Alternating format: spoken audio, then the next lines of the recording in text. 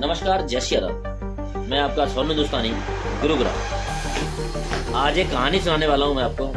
काफ़ी टाइम पहले, बहुत छोटे छोटे थे हम, तो मेरे नाना जी ने कहानी सुनाई थी मेरे को। तो आज मेरे को अचानक याद आई, तो मैंने सोचा मैं अपने भाइयों को भी साझा करूँ इस चीज़ को। कहानी क्या थी कि बिना मार के और बिना किसी दवाई के कमज़ोर कैसे किया जाता बंदे। सबसे खतरनाक चीज टेंशन। टेंशन एक ऐसी बीमारी है कि उससे आदमी किसी भी हद तक कमजोर हो सकता है, और अच्छा खासा बंदा चारपाई पकड़ ले तो चारपाई से उठ नहीं सकता। टेंशन इस चीज को कहते हैं। बीमारी से ज्यादा खतरनाक टेंशन। तो इसके ऊपर एक छोटी सी कहानी है, राजा और बीरबल की। तो आज मैं आपको सुनाने वाला हूँ, जो मैंने सुनी है। कहानी क्या है? कहानी ऐसी है कि एक बहुत शक्तिशाली पहलवान थे, और इतनी शक्ति थी उनके पास, इतनी ताकत थी उनके पास कि वो हाथी को पूंछ पकड़ के कब्जे में कर लिया करते थे। या जंजीर पे पैर रख करके, जंजीर अगर बांधी होती थी हाथी के, उस पर अगर पैर रख दिया तो पहलवान उसको टस से मस नहीं होने देते। तो इस बात से हैरान होकर के राजा ने विचार किया कि इतनी शक्ति इसमें है कैसे। तो बीरबल पास में ही थे।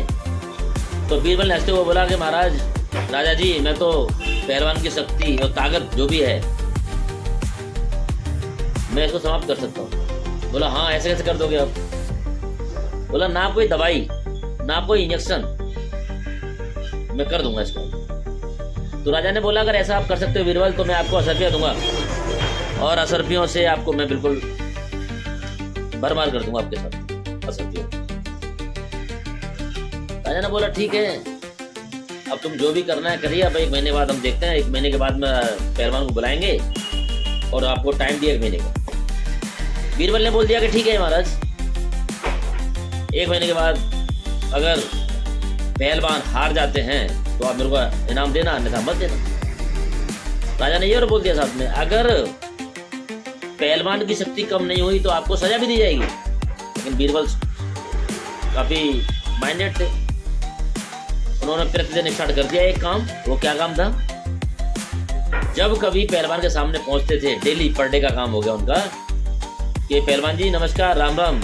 राम राम साहब। बीरबल जी कैसे हैं? ठीक है जी। बोला, आज पहलवान जी कुछ कमजोर नजर आ रहे हो आप। बीरबल ने प्रतिदिन हर रोज राम राम करना और रोज उसको टेंशन देना पहलवान को। टेंशन में सिर्फ एक ही बात बोलनी कि आप कमजोर लग रहे हो, आपके हाथ काले पीले से लग रहे हैं, और आपको ऐसा लग रहा है, वैसा लग रहा है। तो ऐसे कर करके धीरे धीरे उन्होंने पहलवान के दिमाग में टेंशन भर दी पूरे तरीके से। अब उसके बाद 1 महीने के बाद में राजा जी ने करा दिया अलॉटमेंट कि भाई अब आज हाथी छोड़ेंगे आज, और बुलाइए, जो अपने ताकतवर होगा उसको इनाम दिया जाएगा। अब उसके बाद में पहलवान के अंदर वही अकड़ थी, वही घमंड था ताकत का। उनको नहीं मालूम था कि मेरी ताकत टेंशन लेने से कम हो जाएगी। अब भाई पहलवान आए खाट में और बोले, चलो छोड़ो जी, हाथी को हम रोकते हैं। अब जब हाथी को छोड़ा, राजा ने आदेश दे दिया, हाथी को छोड़ा गया। उसके बाद में पहलवान ने पूंछ पकड़ी हाथी की।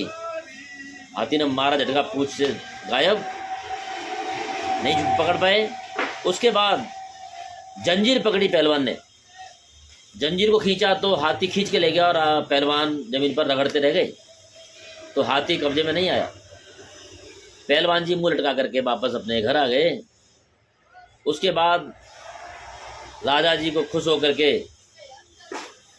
ऑर्डर देना पड़ा कि भाई बीरबल जी को इनाम दिया जाए, असरपियाँ दी जाएं।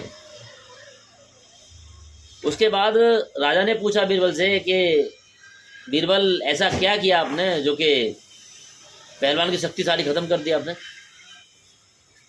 कि राजा जी, अगर आप पूछ ही रहे हो तो लाओ बता देता हूँ आपको। बोले, मैंने सिर्फ एक ही काम किया था, और वो काम क्या था? सिर्फ टेंशन, डिप्रेशन।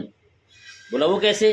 कि रोज मैं पहलवान से राम राम किया करता था डेली, और डेली राम राम करने के बाद मैं तुरंत ही बोला करता था पहलवान जी को कि पहलवान जी, आज तो आप कमजोर लग रहे हैं, आज आपकी बॉडी में वो वाली ताकत नहीं दिख रही, आपकी आंखें पीली पीली लग रही हैं, आपको ऐसा लग रहा है वैसा लग रहा है, सारा कुछ बोलने के बाद में